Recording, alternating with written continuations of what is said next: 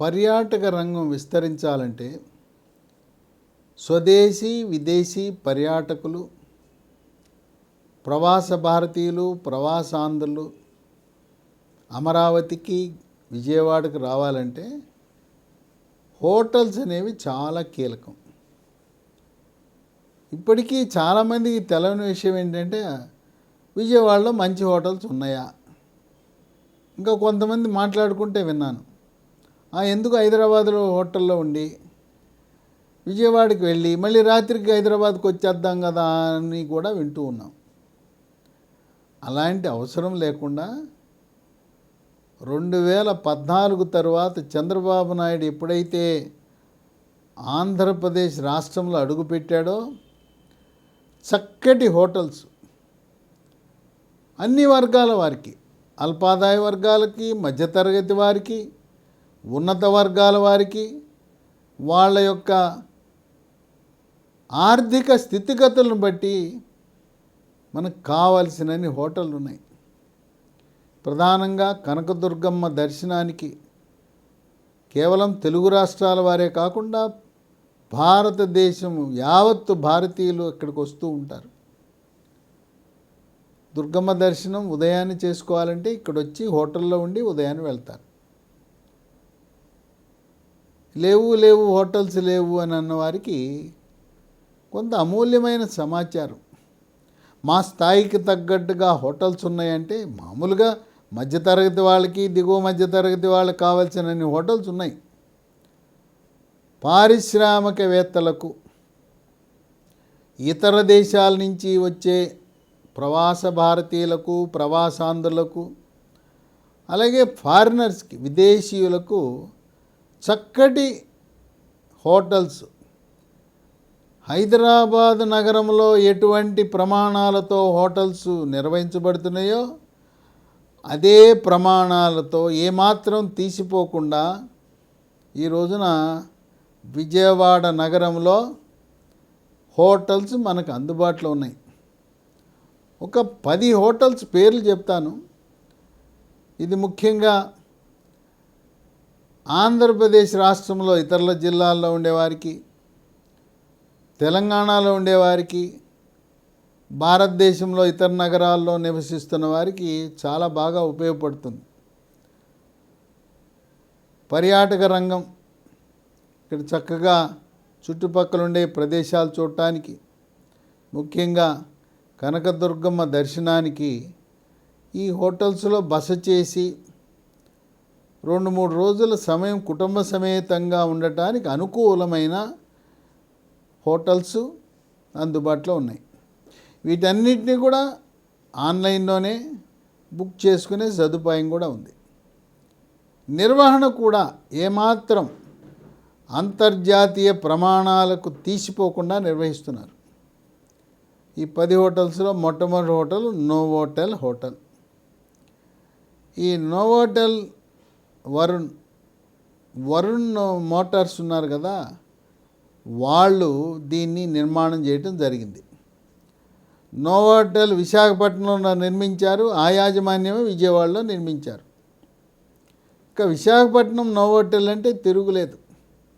ఒక మంచి బ్రాండ్. ఎక్కడికి వెళ్ళినా విశాఖ అంటేనే నోవోటెల్లో దిగాలి అని.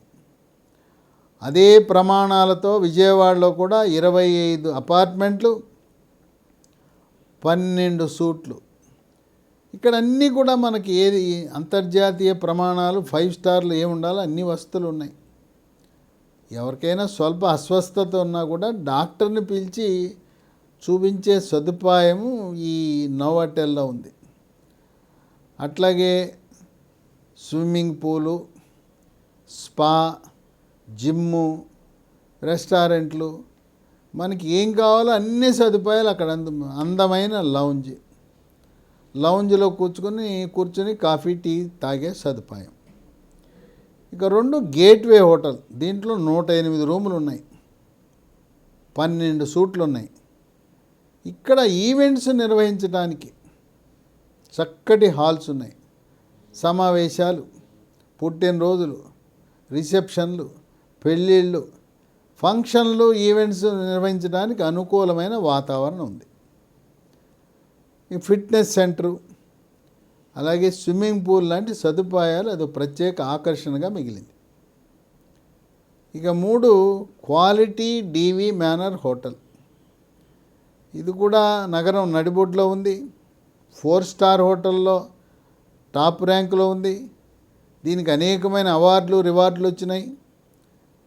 ఫిట్నెస్ సెంటర్ ఉంది, బారు, లౌంజీ, రెస్టారెంటు.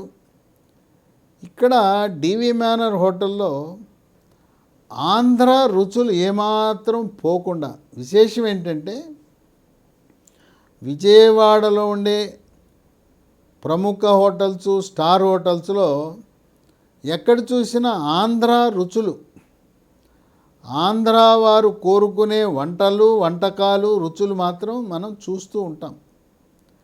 మనం చిన్ననాడు మన గ్రామాల్లో మనం ఏవైతే తిన్నామో అవన్నీ కూడా ఇక్కడ ప్రత్యక్షమవుతాయి. ఇక 4వది ఫార్చ్యూన్ మురళీ పార్క్.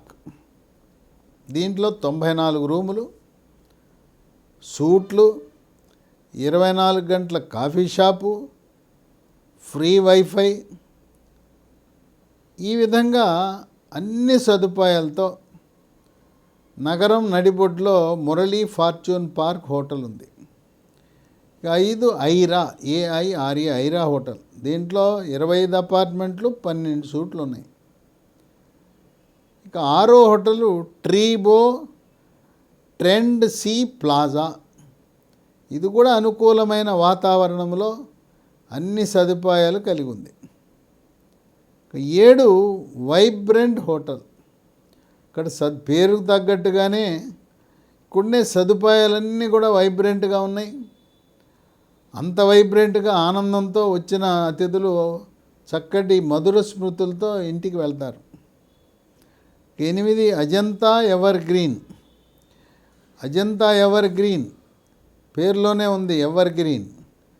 ఇది బెంజ్ సర్కిల్కి సమీపంలో ఉండి ఎయిర్పోర్ట్కి అన్ని ప్రదేశాలకు వెళ్ళటానికి అనుకూలమైన స్థానంలో ఉంది. 9 స్వర్ణ ప్యాలెస్. దీని ఇక్కడుంటే మనకు కనకదుర్గమ్మ గుడి కానీ, లేదు ప్రకాశం బ్యారేజ్ కానీ, ఆంధ్రప్రదేశ్ సచివాలయం, శాసనసభ, అలాగే నదిలో ఉన్న భవానీ ఐలాండ్, ఇవన్నీ చాలా దగ్గరగా ఉంటాయి. ఆ విధంగా ఈ ఆధ్యాత్మిక కేంద్రాలకు, మరి పరిపాలనా కేంద్రాలకు అత్యంత దగ్గరగా ఉంటుంది స్వర్ణ ప్యాలెస్. ఇక 10 హోటల్ హెచ్. దీంట్లో కూడా వచ్చిన పర్యాటకులు, అతిథులు పూర్తి సంతృప్తితో ఆనందంగా గడిపే వసతులన్నీ కూడా ఏర్పాటు చేశారు.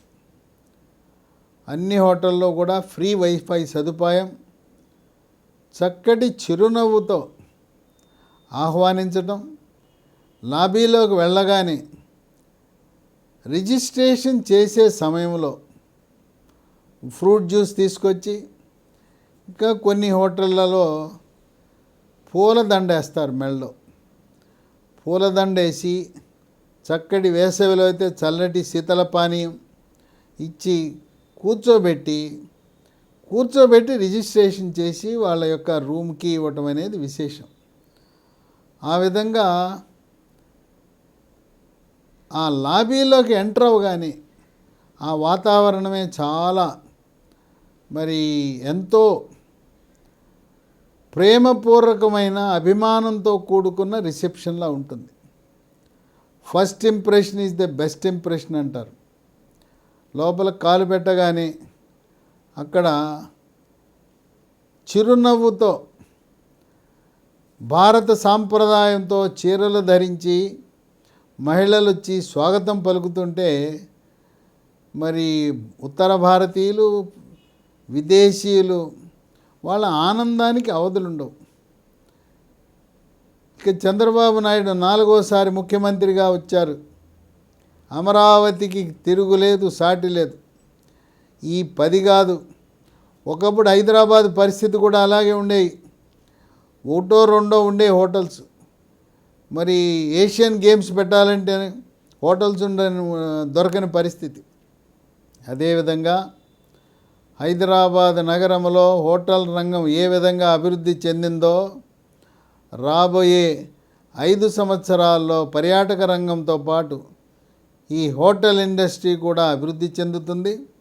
కనుక ఎవ్వరూ కూడా విజయవాడలో మాకు సరిపడా హోటల్స్, మేము దిగటానికి సరిపడా హోటల్స్ ఉన్నాయా, స్టార్ హోటల్స్ ఉన్నాయా, మేము అక్కడ రాత్రి బస చేయటానికి నాణ్యమైన ఉన్నతమైన సేవలు అందించే హోటల్స్ ఉన్నాయని అనుమానం ఉండేవారికి ఇప్పుడు నేను చెప్పిన సమాచారం తెలుసుకున్న తర్వాత విజయవాడకు ఆనందంగా వచ్చి కనకదుర్గమ్మ తల్లి యొక్క ఆశీస్సులు పొంది